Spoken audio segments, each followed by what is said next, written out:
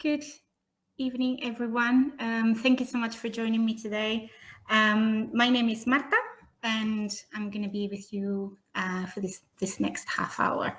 I'm the Deputy Head of Beyond Autism Early Years, and our early years is not a usual setting.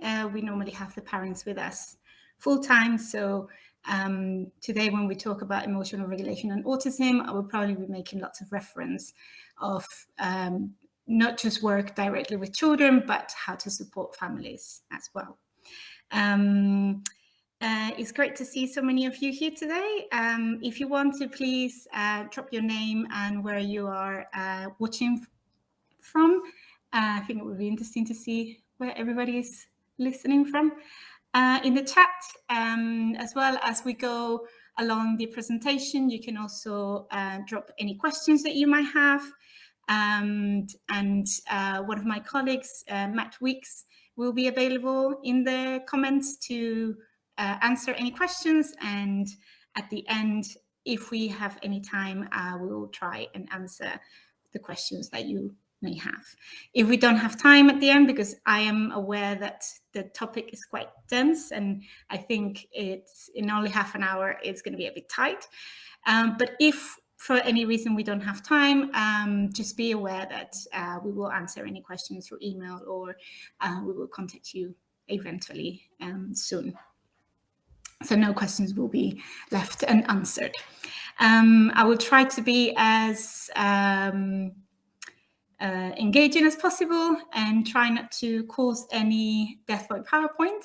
I will do my best, even though it's very hard when I don't actually see who is there.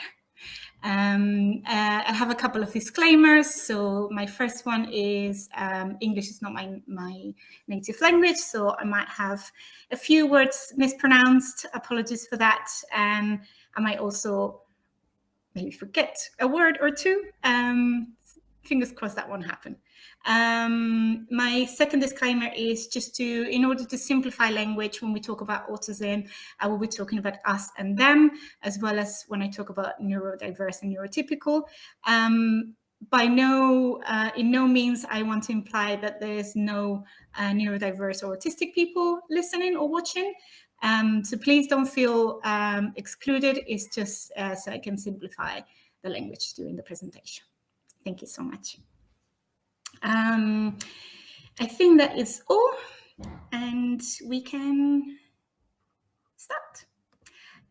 So the objectives for today is going to be to discuss mental health difficulties coexistent with autism, to reflect on how sensory differences interact with mental health and autism, to raise awareness about autistic experiences of mental health services in the UK, and to understand what emotional regulation is, to discuss emotional co-regulation strategies and how to build a path that goes towards self-regulation for autistic individuals. And lastly, to explore zones of regulation as a framework to teach self-regulation, which is something that we use in Beyond Autism, not just in the early years setting, but also throughout in our primary school, secondary school, and post-19 services. Right. So I would like to start with talking a little bit about coexisting mental health difficulties in autism. So I wanted to highlight especially depression, ADHD, and social anxiety disorders because research shows that they're the most co-occurrent. In terms of it's very difficult to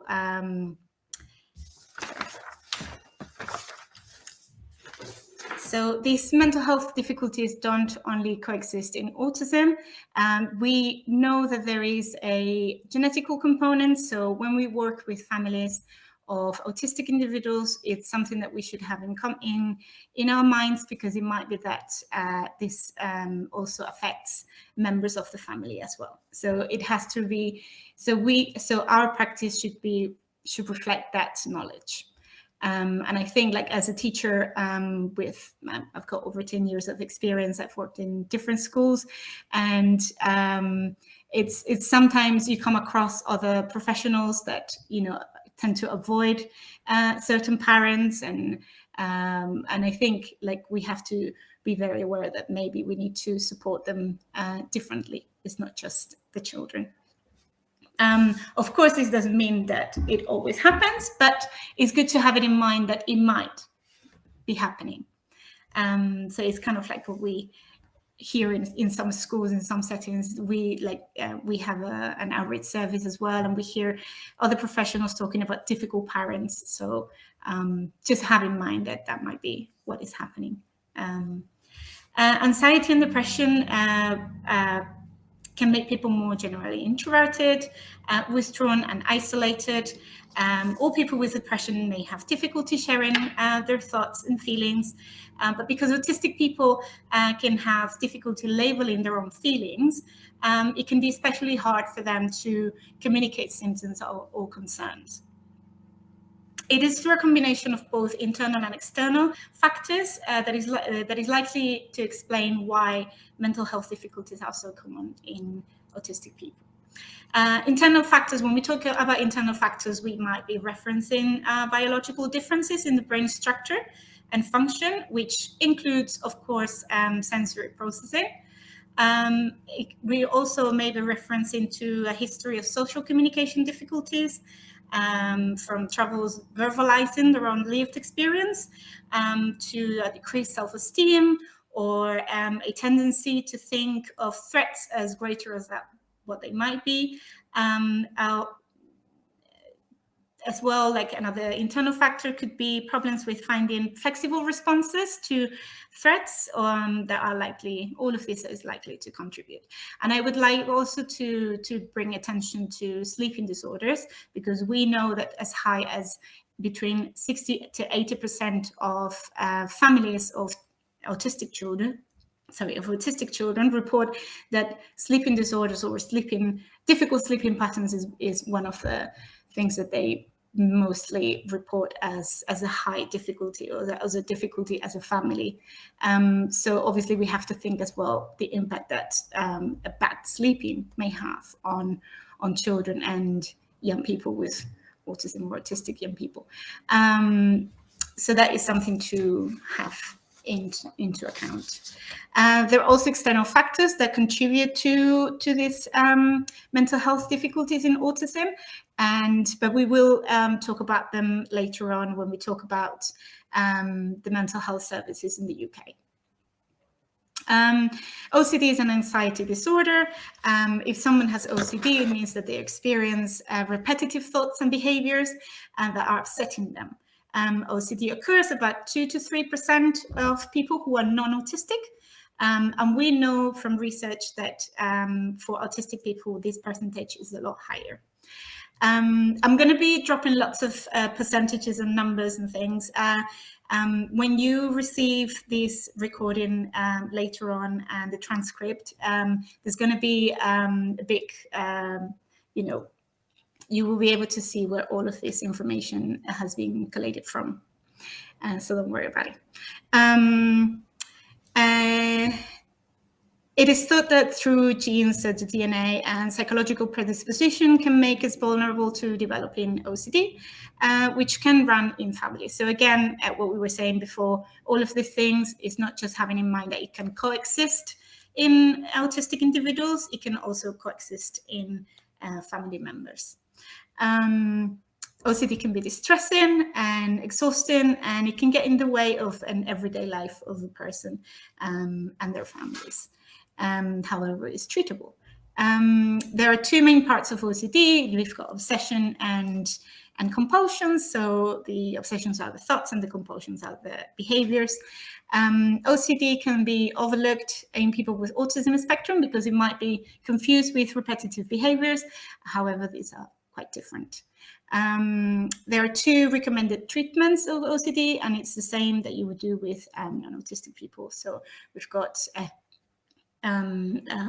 CBD, CBT, and medication if it's appropriate for the individual and their family. Information about autism and OCD and social skills can also be a good informational pack that can be shared with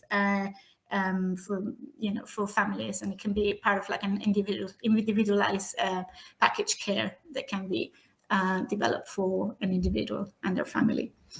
In terms of schizophrenia and bipolar, there's lots of recent research that says there is again a genetic component, and it might be that the part of the brain that is affected is kind of like the same area of, so to say, than autism. And again, it's quite prevalent. It can be prevalent in families of autistic children or individuals. And we're going to go on to the next slide. So there is a very important element that we need to be aware of, which is diagnostic overshadowing. So diagnostic overshadowing is the tendency for co-occurring mental health issues such as anxiety to be both attributed and minimized by a more salient diagnosis such as autism. So this means that that it can't be overlooked or it can be confused with.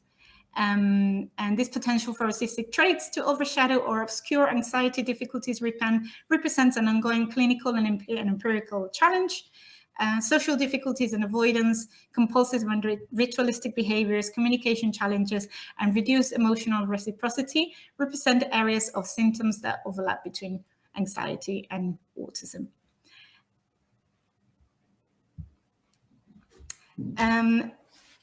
Now, talking more specific about autism and anxiety, so anxiety disorders are very common among autistic individuals. Approximately 40% have symptoms of at least one anxiety disorder at a time, compared with like 50% of the general population.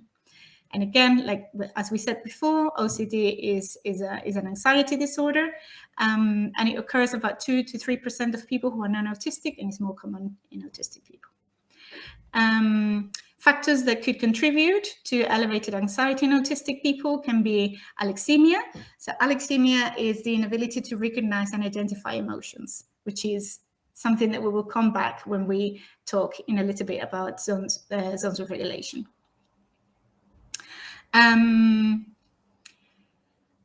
Poor emotional self-acceptance and acceptance by others.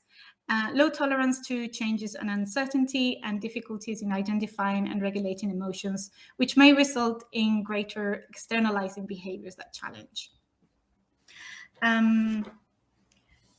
Let's see. Moving on. Autism and depression. So like I said, I wanted to bring more attention to anxiety and depression because we know that they are the most common ones. So it is estimated that at least 20% of the population will experience a period of depression at some point, but it is even more common in autistic people. Depression in autistic people is more common during adolescence and young adulthood. It may be especially hard for them to seek help because they might find change daunting and anxiety-provoking, feel worried that they will be blamed, or feel unsure about how to describe those symptoms. Common symptoms of depression that could occur with autism include obsessive behaviors, increased repetitive behavior, externalizing behaviors that challenge, sleep disturbance, self-injury, and social withdrawal. It is very common in our lives to have moments when we feel a bit sad or low, but if these feelings last for more than 2 weeks, then a few weeks, get in the way of our day-to-day functioning, this can indicate a period of depression. This is no different in an autistic person than in a non-autistic person. People who are depressed can experience a range of symptoms which vary from person to person, and their combination can be mild or severe. And again, this is one of the reasons why diagnostic overshadowing is so difficult, because we understand that it can be a very wide variety of symptoms that can present, and it can be confused with autistic traits. Mental health in children and adults with autism. So 70 to 80% of autistic children and adults experience or have experienced mental health problems. Suicide rates among autistic people are 9 times higher than those found in the general population, with 66% of recently diagnosed adults reporting that they have contemplated suicide.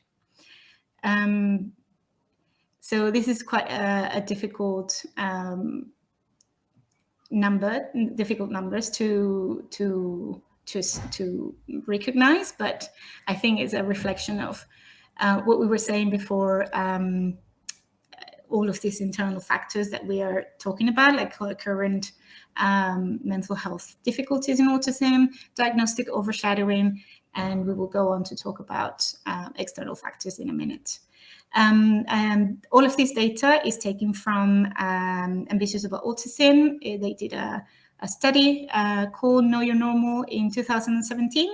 A group of youth patrons from Ambitious About Autism were commissioned a report to the Center of Research in Autism and Education to find out about the mental health experiences of young autistic people and make recommendations on how to best meet their needs.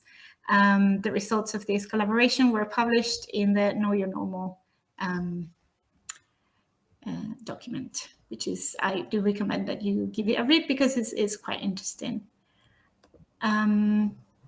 So again, part of the results that they found is talking about what the major problems in getting the support that they need, as reported by themselves, by young autistic people.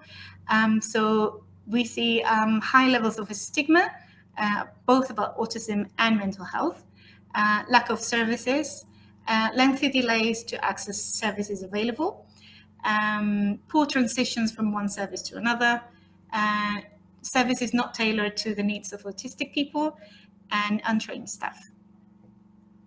Just 4% of all the people questioned were extremely confident in knowing who to ask for help, and 2/3 said that if they did ask for help, they had little to no confidence that they would get the help that they need.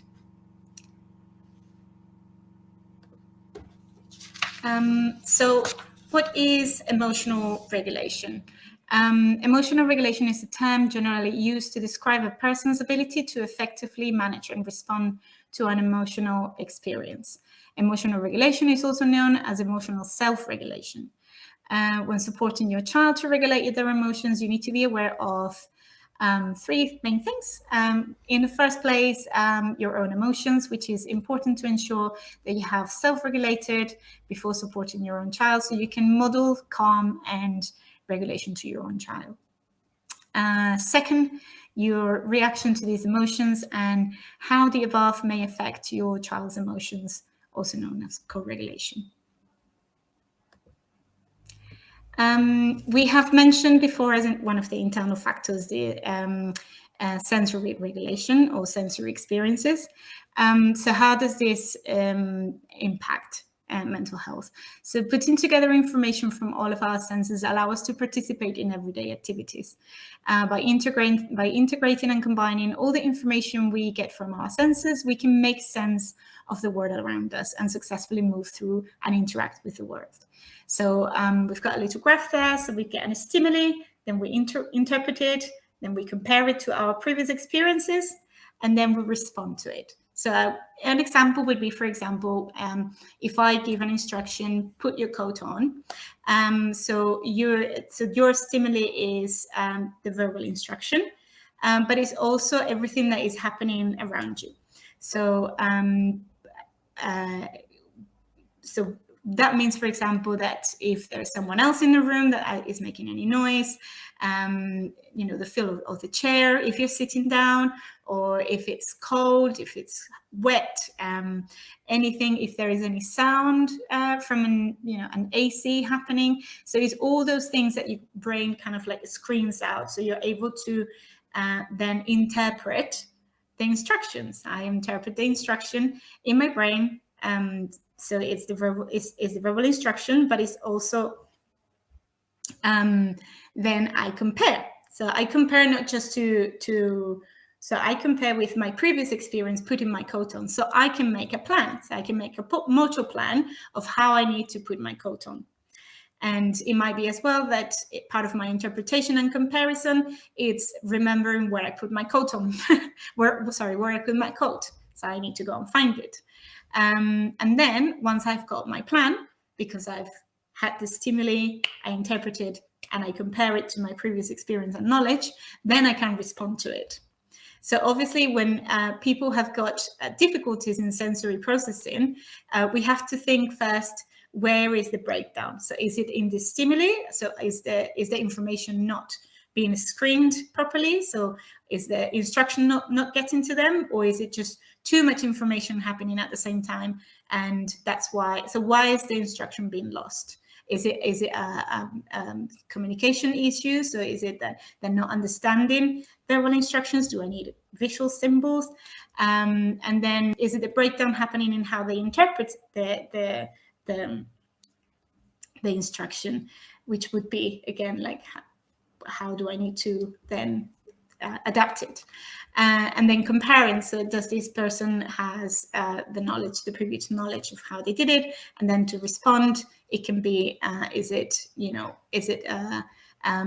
fine motor skills that is difficult in, like, doing the zip up, or is it the motor planning of it? So it's about, like, looking where the breakdown is happening. So the DSM-5, very interestingly, is the first diagnostic manual that lists atypical sensory processing as one of the possible characteristics of autism. Hyper and hyperreactivity to sensory input and or unusual interest in the sensory aspects of our environment are now included as a possible distinguishing characteristic. So let's remember that the DSM-5 is from 2013. So up until 2013, there was no really recognition of sensory processing as something that it was, related to autism. Some autistic people have higher thresholds tolerance levels to certain input. So we call that sensory seeking or hyper-responsive, and lower in other areas, sensory avoidant or hyper-responsive. Some others have a complex profile registering different sensory inputs with a variety of accuracy. How full is their cup? So understanding sensory needs and profiles is fundamental when exploring emotional regulation strategies. It must underpin all of our strategies. So everything that we do that is proactive, so before it happens, everything that we do when it's active, so when it's happening, the reactive strategies and the post-active strategies we were going to see in a minute. And this little graph, I think, is quite good to give it a bit of a visual support. So in here we can see a crisis curve that we call, and we've got our proactive strategies that happen when we want to maintain a regulated space, and then active strategies, what we can do to stop the curve going up. Then reactive strategies is what we do when we are up here. And then post-reactive strategies is what we do as what we call also de-escalation, isn't it? And when we want to go back to being regulated. So again, like all of our strategies, we're going to see what do we need to do depending on where we are on that curve. So from co-regulation to self-regulation. So younger children in particular will need support to regulate their emotions, and they might be too young to understand big feelings that they're feeling, if this comes to be true. For older children, particularly in times of crisis, this is called co-regulation. Strategies for co-regulation, we've got self-check. Are you in a space that you can provide the calm presence? Get close to your child and listen to them. Tell them that you're there for them. Let your child know that you want to understand the best that you can. Listen to them. Emphasize and validate what your child is feeling. It might be helpful to give examples of when you may have experienced something similar. However, be mindful to ensure that your child is the focus and continue to listen. This is very interesting. One of the resources that you can use is social stories. So social stories can be tricky because we don't want to say what a person is feeling. So we won't be using social stories to say, when it's loud, I feel scared, because we don't know if that's exactly what they're feeling. So we cannot put emotions on them, or so to say, but we can use it to normalize emotions. So we can say lots of people find loud noises scary or difficult. So it's a good tool to help them kind of like validate their own feelings, because there's others that experience something similar. Remind your child that you are there for them, offer affection in a way that is appropriate for them and with their consent. And ask if they would like to have a space or suggest a calming activity. Remind your child that you are always there for them. We'll go back to this in a minute. So from co-regulation to self-regulation. So learning to regulate emotions is a skill that helps children develop ways of substituting impulsive reactions with regulating activities that support their mental health. And to aid your child with this, you can use a framework curriculum designed to help and recognize feelings and tools and strategies to help regulate them, called sense of regulation. So sense of regulation, what is sense of regulation? It's a framework curriculum to help individuals recognize their feelings and tools and strategies to help them with them. It's got an easy enough language that can be adapted to each child or young adult. It's got a visual structure, which is really good for autistic people. It's systematic, so it's quite predictable in a way.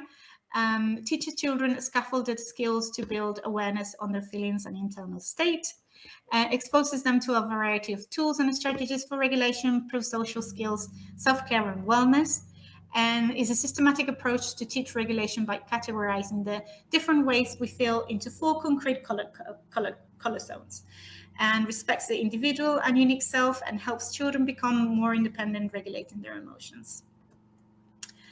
So here we have the 4 zones. We've got the blue, green, yellow, and red, and you can see examples of each one of them. So it's quite good in terms of like a visual representation, and the kind of like, as we said, is very structured. So red zone is this extremely heightened state of alertness and intense emotions, can be anger, rage, devastation, terror. Yellow zone is heightened states of alertness and elevated emotions. A person has more control than in the red zone. For example, stress, frustration, anxiety. Green zone, we've got the calm state of alertness where optimal learning occurs. So happy, focused, content, ready. And the blue zone, which is low states of alertness and down feelings of sad, tired, sick, bored. And then we have for each section, we have what to do. So we kind of like have how we function in each one. So maybe if we're feeling angry, we might have a cry, we might seek support from a friend or partner. If we're in the blue zone, we might listen to loud music, do some exercise, have a cup of coffee or tea, do some stretches. So this is not just for children, obviously. This is kind of like for anyone. And how do we introduce the songs to children? So we think about the child's starting point. So we need to do a little bit of an assessment first, and then we incorporate it into everyday activities. This is something that we always say to parents: always be labeling, always be talking about emotions in different situations, in yourself, in them, and just do. Use visuals, so support everything with visuals. Make the most naturally occurring situations a teaching opportunity. Create toolboxes of activities that help your child regulate, and be aware that self-regulation is hard for all children. They might need additional help from adults at this stage, which is what we were talking about co-regulation strategies. So then we start with pairing key emotions with the sounds. So we introduce the child to the words and visuals. We might need to start introducing one emotion at a time and incorporate it into activities your child finds motivating. Matching and sorting. So we match and categorize into zones. For example, happy and a picture of a model picture of happy, sad with a picture of a blue zone. So we're doing like matching.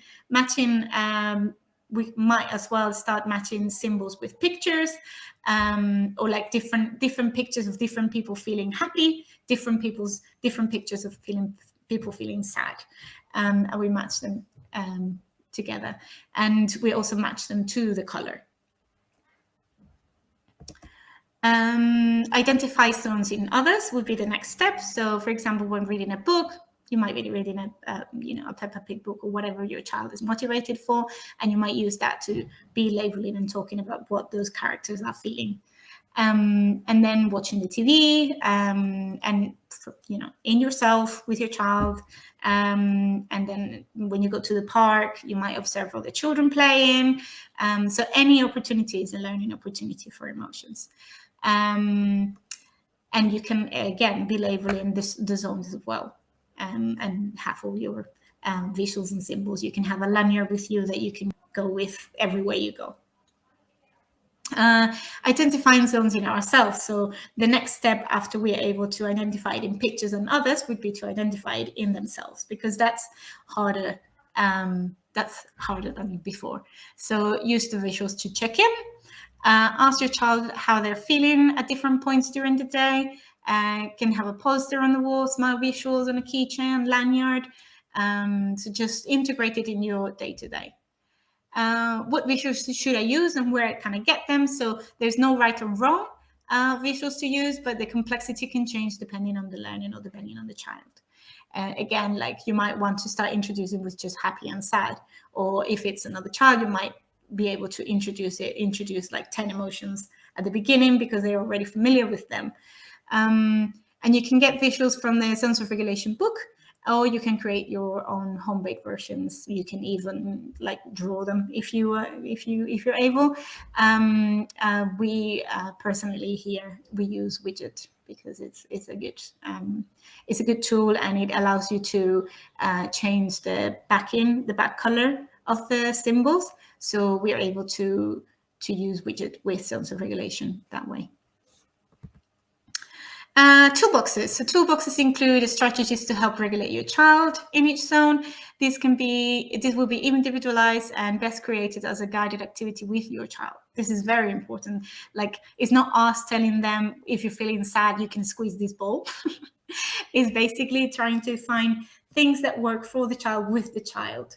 And it might be that they are able to verbalize what helps them, or it might be that we need to teach them to find what helps them, or it might be that we need to use our powers of observation and figure it out with them.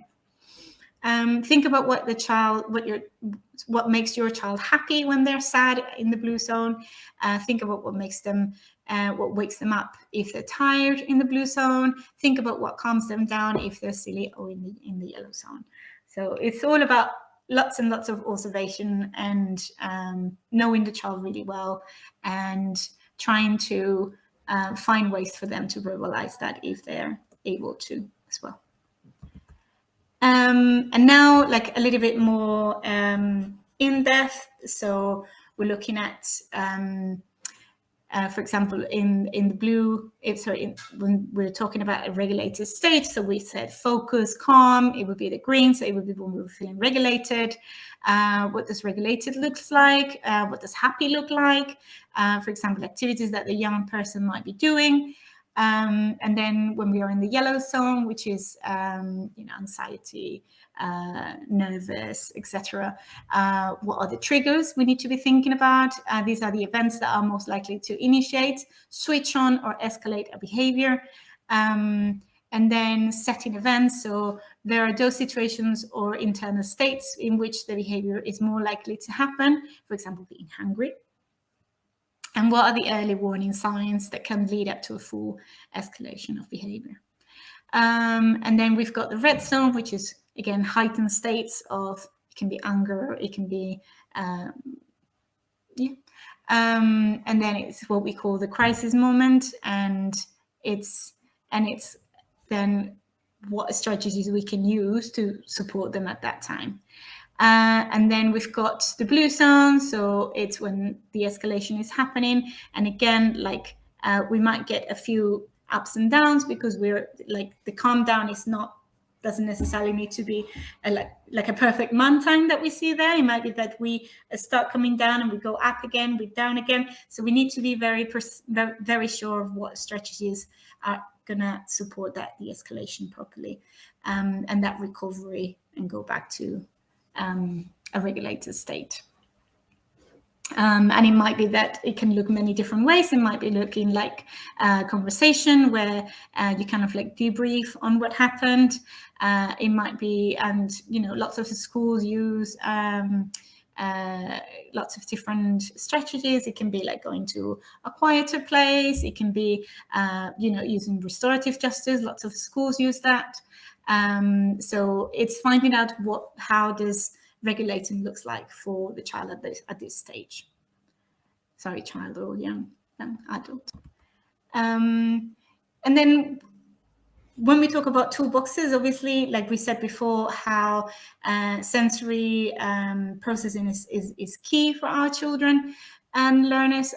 So we talk about sensory diets. So the first sensory diets were created by occupational therapist Will Barger in 1991, and they are an individualized plan of physical activities and accommodations to help a person meet their sensory needs.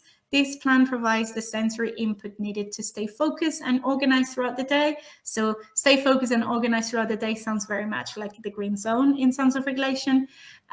So it provides the sensory input needed to be calm and organized. OT may form sensory diets using a range of observations at different times, checklist, info from teachers, teaching and learning practitioners, family, etc. So again, lots of observation and getting to know the child really, really well.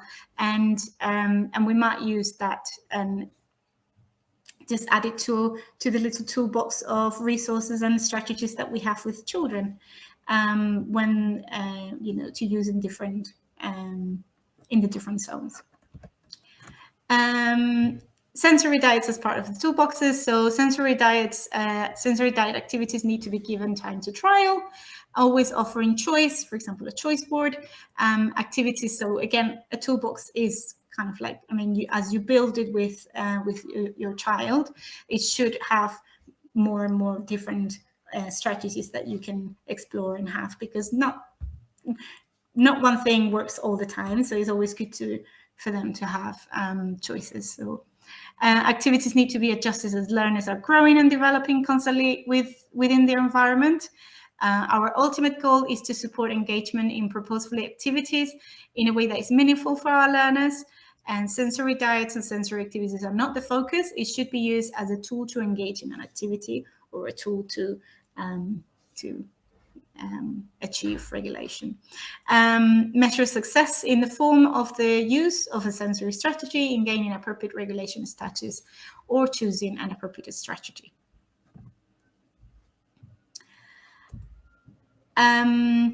Then thinking about the language that we use, so think about the language of emotions that we're using and how we are communicating with our children. Avoid thinking that green is the goal. Our goal is to support the child in whatever zone they're feeling, not to make them green all the time. We want to avoid saying things like, let's do your toolbox to get back to the green zone. If the aim is to get back to green, our children may feel as though it's not okay if they're not in green. They might say that they're happy when they're not. So again, like we were talking before about how it's important that we validate our children's emotions and feelings, because, as they get older as well, like they might experience moments where again, like the diagnostic overshadowing might be happening. They might not be able to fully verbalize how they're feeling and what they're feeling. And it might be that, people around them tend to minimalize what they're feeling because it's not the norm, or they probably heard that what you're feeling is not normal. So again, it's very important that we are not pushing them to go back to green, because that's the aim. Is not the aim at all. And as well, remembering to use social stories, for example, like we said before about normalizing their behavior. So instead of saying like, I feel upset, I feel sad when my friend doesn't sit with me, we can think differently how we can word that.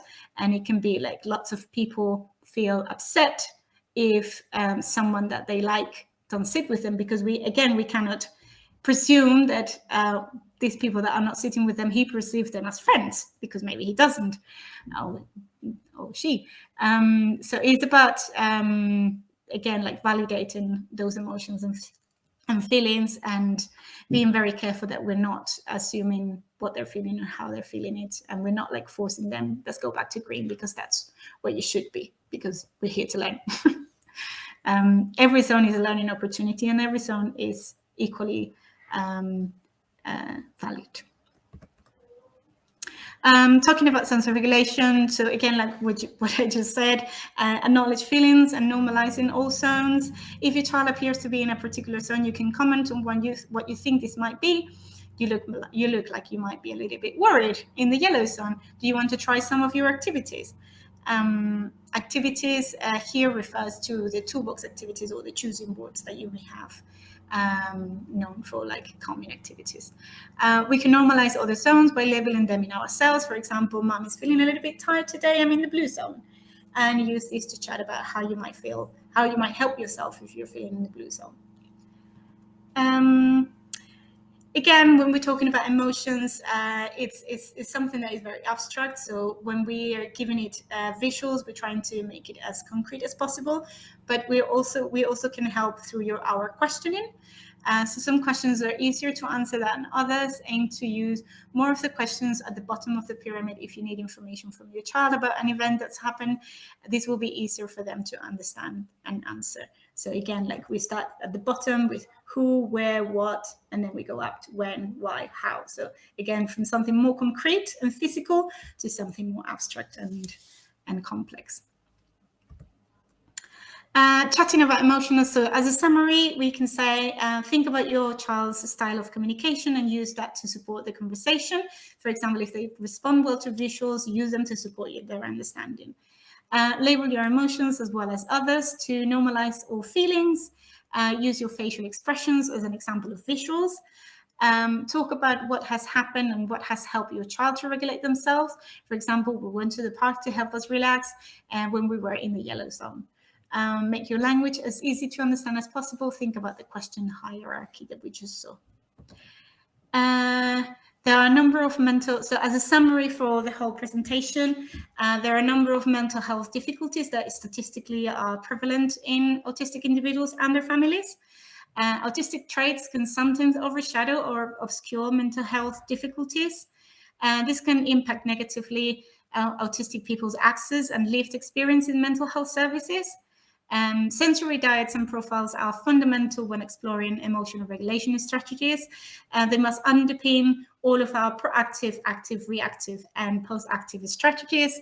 And social regulation is an emotional regulation framework that builds a path towards self-regulation.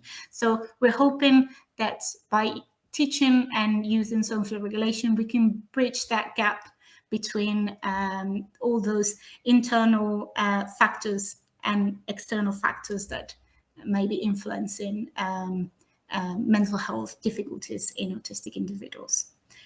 I am very, very sorry. I think this has run a little bit longer than it was planned.